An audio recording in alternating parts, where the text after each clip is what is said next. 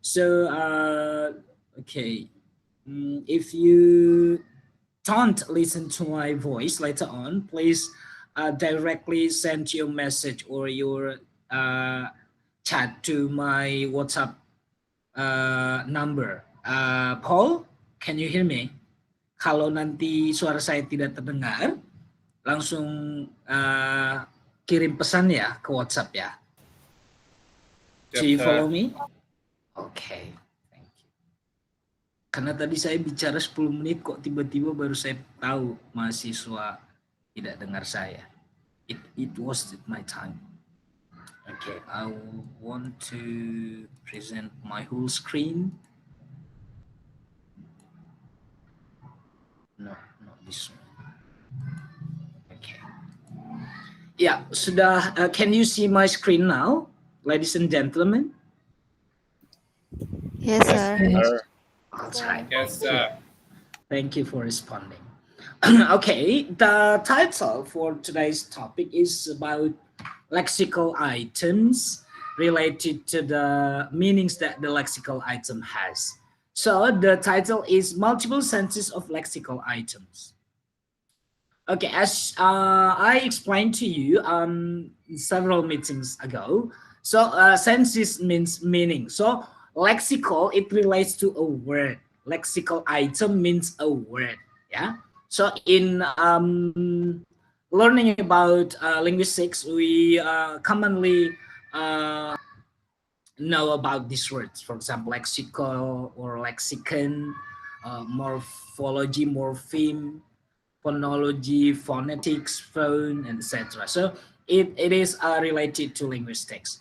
So in translation also we learn about lexical items because when we learn a word, so the word has a meaning or some meanings. So this title means a word has some or several meanings. Okay. Pertama, arti yang kita the meaning that we find or when you look up the dictionary meaning of a word, the first word that we find is the primary meaning. Jadi kalau kita melihat arti di kamus buah kata, for example, book, buku, when we look up the meaning in bahasa Indonesia, the first word we see is buku, right? That's a noun. But book and secondary meaning is translated into memesan. Okay, I guarantee you've understood about hotelier words. For example, because nowadays you watch many movies related to hotels or restaurants, etc. And book di bahasa perhotelan itu memesan, ya. Book a hotel room, ya, means memesan kamar. Oke, jadi book primary meaningnya itu ya that's equivalent word di bahasa Indonesia itu buku. But ada arti yang lain di bahasa Indonesia memesan artinya. So it relates to the context of the word where the word or which word is occurring with the word. Jadi konteks itu artinya teks itu kata itu berhubungan dengan kata yang mana di kalimat tersebut. Nah, konteks itu juga dihubungkan dengan teks tersebut ada di bidang apa. That's called contextual, ya. Oke, jadi lexical item has several meanings, ya. Oke, di dalamnya itu ada primary meaning, ada juga secondary meaning. Secondary meaning-nya juga bisa berbeda-beda. It relates to kita langsung ke secondary. Secondary meaning-nya itu, as I told you last week or last 2 weeks, for example, the word run, the primary meaning is berlari in bahasa Indonesia. But when the word run, if we put the subject, the different subjects for the word run, different subject will be having different meaning. For example, my nose runs. The subject is my nose and collocates with the word runs. So runs here not melarikan in bahasa Indonesia. We cannot translate into berlari, but meler atau ingusan. And different subject also makes the word run has another translation. For example, the clock runs so fast. Run, the clock here is the subject of the verb runs. Jadi different subjects make different meanings also, even though they have same predicate. Ya, jadi the clock runs, my nose runs, itu arti secondary meaning yang berbeda juga tergantung dengan subjeknya. Ya, kalau arti kedua my clock runs artinya jamku bergerak atau berdentang juga bisa kalau berhubungan dengan jam, ya. Okay, that's called primary senses and secondary senses. Senses means meanings, guys. Okay, the other examples is the word we differ between Nigeria language. It's called Mbebe. We differ between the Mbebe language and English. Okay, Mbebe language, they have collocation. The word chi, the literal meaning is eat in English. Tetapi kalau kata chi itu objeknya berbeda, chi itu juga akan bermakna yang berbeda juga nanti kalau kita terjemahkan secara idiomatik. Because when we translate the word, ada yang berbunyi. Is there someone coming? Okay, yes, Maulana. Okay, let me put him aside.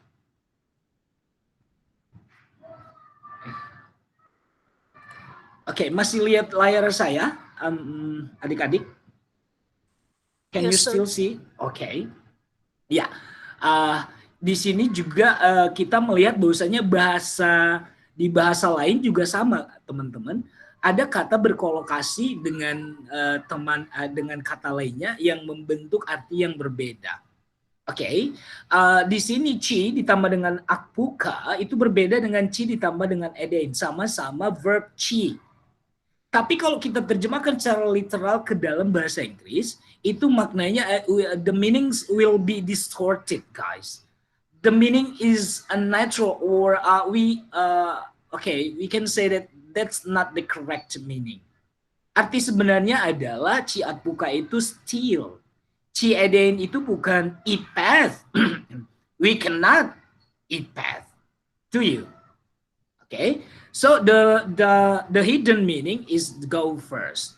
Chi ngo, not translated into eat right, because that's not correct meaning.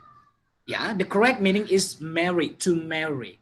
So those verbs, those nouns, guys, if added to the word chi, different nouns, if added to the word chi, the meanings will be different. Ya. Oke, jadi dari sini kita melihat bahwasanya di bahasa lain juga sama, ya.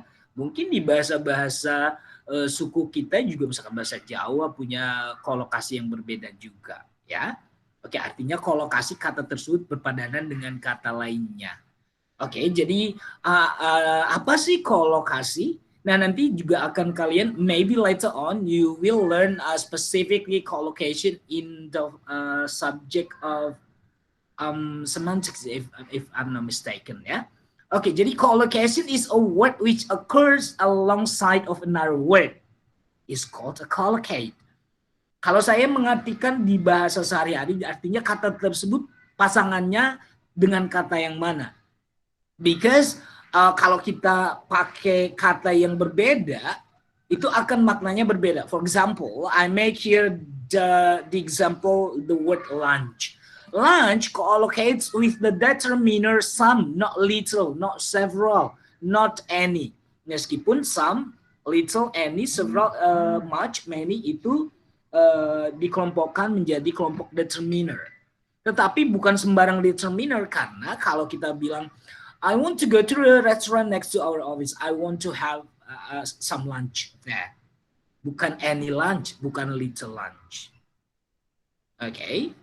Jadi kata for preposition itu memang di lunch juga berpasangan dengan preposition for, not to. Okay. Let me treat you for lunch. saya nanti bayarin makan siangnya ya. Not to lunch, because lunch is not a verb. Okay? Jadi bukan sembarang preposition, tapi preposisi yang berkolokasi atau berteman dengan lunch itu adalah kata for. Begitu juga dengan break, ya. Meskipun break dan rest itu artinya beristirahat, tapi tidak sembarangan. Karena kata lunch memang pasangannya break, lunch break. Begitu juga dengan lunch box, ya, itu pasangannya bukan lunch lunch plate atau lunch glasses or lunch bowl, no, but lunch box, ya. Jadi ini disebut dengan co-location. Oke, it's not. Oke, artinya ini just a conclusion, guys. Kalau misalkan orang yang memang bahasa ibunya itu berarti lebih mudah bagi dia untuk memahami kalimat yang mengandung kata-kata yang secondary meaning, gitu ya. Tapi kalau buat penerjemah yang menerjemahkan ke bahasa targetnya itu adalah bukan bahasa ibunya, we need some researchers, ya. Kita harus melakukan banyak penelitian atau banyak cara yang kita lakukan untuk menemukan arti yang kata yang memiliki secondary meaning. Alright. Sir, Yes. itu Kenapa? ada satu murid yang mau masuk ke. Oh, yes. Okay, let me check it first. Kok nggak ada suaranya? Yes, Putih Anggreni. Oh, Putih is your senior. Okay. Iya, sir. Pengulangan kata kakaknya. Yeah, I know that she has told me last week. That's why, sorry, Paul, I gave your number to Putih just now. Okay, so she may ask you some questions about this subject.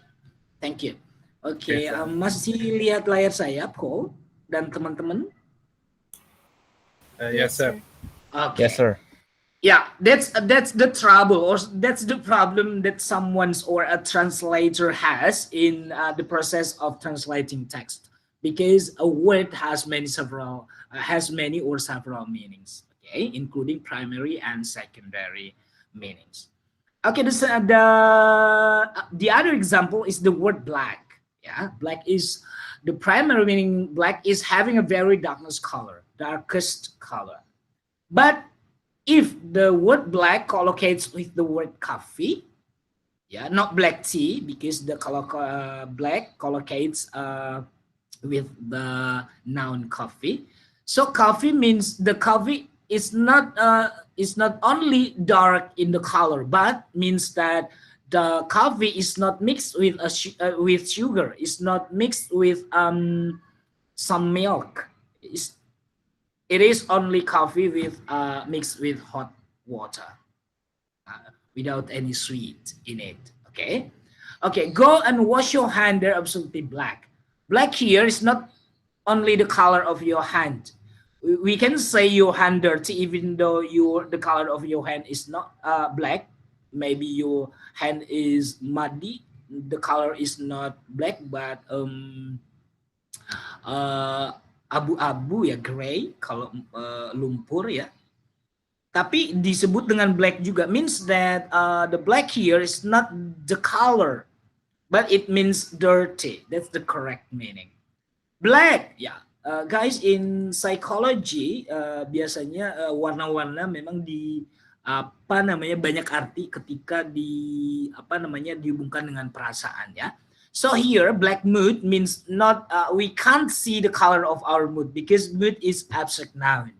So black mood here is full of anger. That's the correct meaning.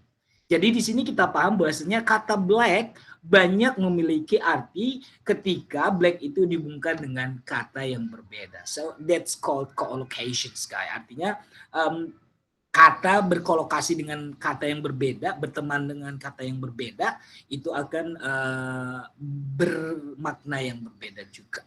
Oke. Okay, the other example is the word cut. Yeah, cut. The word cut. The explanation of the word cut To make an opening or a wound in something special with a sharp tool such as knife or scissors. Artinya membuat lubang atau luka di permukaan kulit biasanya dengan menggunakan benda tajam seperti pisau dan gunting. But if the word cut has different collocations, different following words, it has different meaning too. For example, cut free, it means release. Cut the cost, it means reduce. Cut deeply, it means upset. So the same word cut has different meanings. Yeah, it relates to the different word followed by the word cut. Jadi kata yang mengikuti cut berbeda, artinya juga berbeda. Yeah, so that's biar lebih paham. I make some examples. Okay, it is usually much easier to translate the primary sense of lexical item than secondary sense. Indeed, yeah, that's correct, that's right. Because kalau arti umum atau disebut dengan primary sense itu gampang kita pahami, apalagi zaman sekarang bahasa Inggris kan sudah international language. We have read many documentation or many textual books using English. Tapi biasanya kita mengartikannya masih dengan primary meaning. Ya, tetapi kalau kita menemukan kata-kata yang bukan primary meaning ketika kita terjemahkan, kok buku di sini saya ingin buku sebuah kamar. Ini bukan terjemahan yang benar, pasti it comes to our mind. Nah, artinya kita sebenarnya sudah paham bahwasanya itu kata tersebut memiliki arti secondary senses atau secondary meaning. Okay, namun katanya secondary senses of those same two words will probably not match at all. Ya, maksudnya kata tersebut is like idiom. We cannot translate word per word, but it has a whole meaning. Jadi kita tidak bisa menerjemahkan hanya kata speak ill ini berdiri sendiri, tapi dengan satu kalimat ini, gitu ya. Kalau kita menemukan kalimat speak frasa speak ill, phrasal verb speak ill di kalimat ini, kita baru bisa menarik arti. Speak ill di sini artinya to say or think bad things. Jadi artinya jangan berkata buruk atau berkata kotor terhadap orang yang meninggal.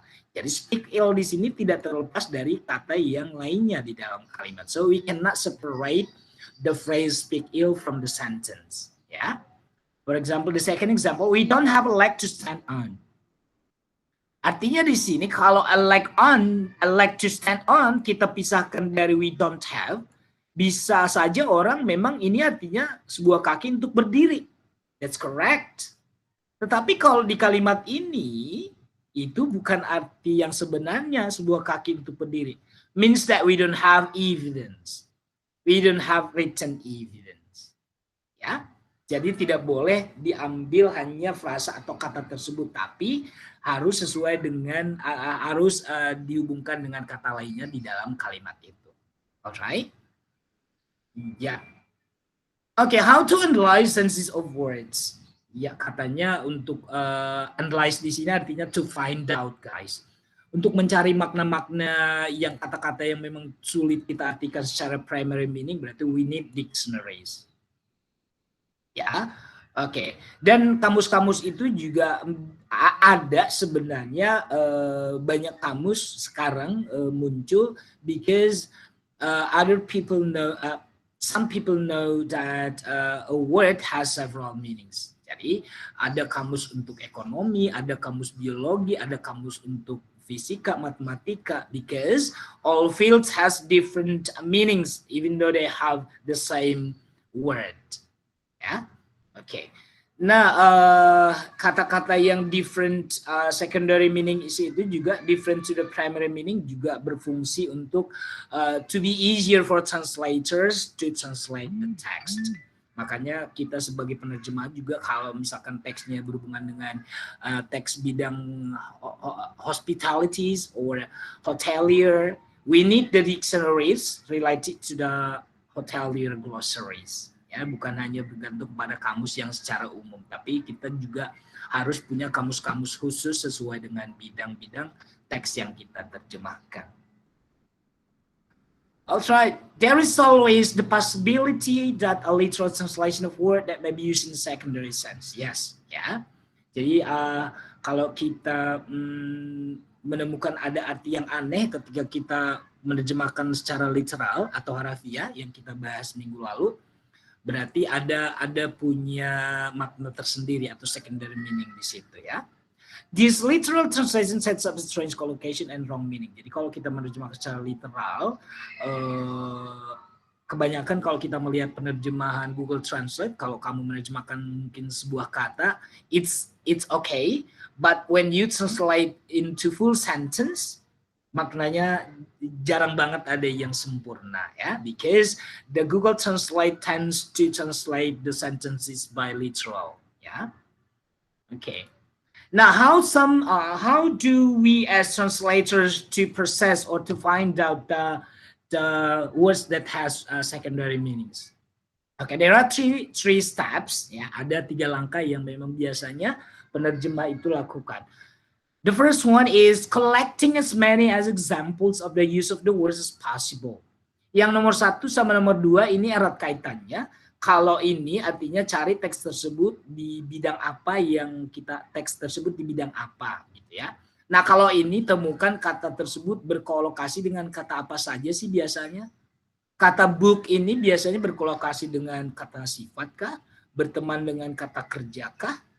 Kata red misalkan, red ini biasanya bertemu dengan apa sih? Red pupil. Oh, kalau red pupil berarti itu secara primary. Tapi kalau disebut dengan red zone, zona merah bukan artinya zonanya, warnanya yang merah, tapi artinya it's dangerous to be there. Ya. Oke, jadi kalau misalkan red berhubungan dengan misalkan zone, lokasi, artinya lokasi tersebut, oh iya ya, bertemu dengan lokasi berarti red artinya do not enter into the location. Tapi kalau red misalkan bertemu dengan kata benda, contohnya tadi red pupil, oh itu primary meaning masih. Gitu. Nah, jadi kita collect as many examples of the word usages. Ya. Okay. Nah, kalau yang kedua tadi maksudnya you can ask your friend if she or he is the native speaker of that language. For example, if you want to translate an Indonesian text into English and then you have Englishman or English girl, and then you can ask him, can you tell me please the meaning of colloquial? Apa sih arti colloquial ini? Kalau kamu punya teman, misalkan kamu nggak tahu arti colloquial ini apa sih artinya, gitu ya. Jadi misalkan kata-kata yang susah kamu terjemahkan, and then you have a friend who speaks the word in his daily activities, or he is or she is the native speaker of that language, you can ask him or her. Okay, so that's all about our topic for today, and I will stop presenting. If you have any question, I will open it later on to you.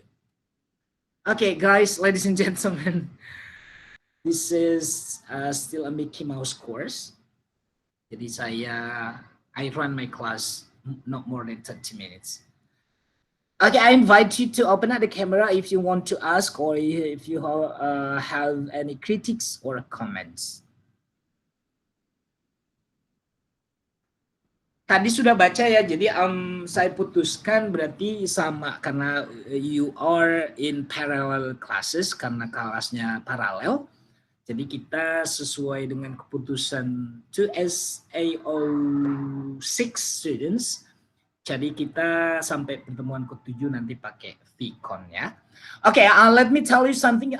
This is very important. Begin next week, I will ask you some questions related to the topic that we have been discussing in 3 weeks ya.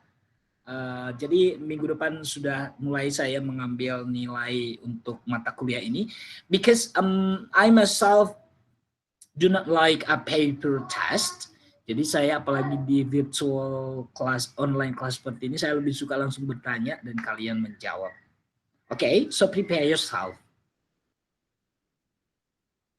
Masih dengar saya, Paul? Silakan beberapa some of you if you want to open the camera. Jadi saya tidak artinya saya tidak apa ya, kalau kelihatan di sini kalian ini kan foto semua ya. Jadi I need friends. Jadi kalau saya lihat ada yang bergerak, artinya buka kamera, artinya kelasnya aktif. Oke guys, karena ini akhir kelas, buka kamera, ya tidak lama-lama nanti kita akan mengakhiri kelas ini kok. I am waiting still your question if you have.